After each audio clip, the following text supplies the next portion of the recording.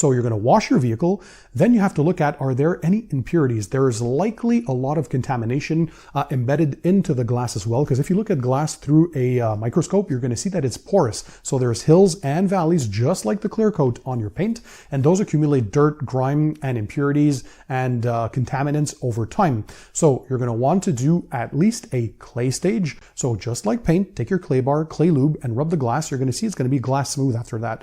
If you feel those rough textures, that's because there's a lot of stuff that accumulates, especially in the pitting, right? Over the years, there's a lot of pits that naturally form on the windshield. And in those pits, well, you're going to get a lot of contaminants.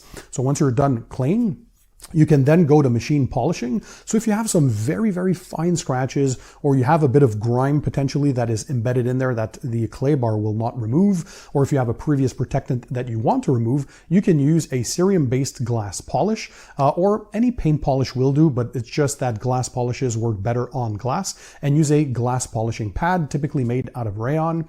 And don't worry, by the way of polishing glass, it is much, much harder compared to paintwork, so you won't do any damage, quite the opposite.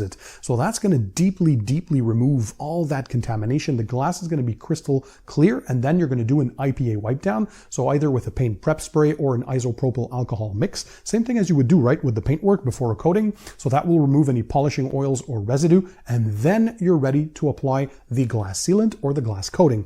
That way, by doing all that prep, you're not only going to maximize the performance of the protection, but also its durability, so you can reach the maximum durability claim of the product that you are using. So trust me, always properly prep the surface before applying a glass protectant.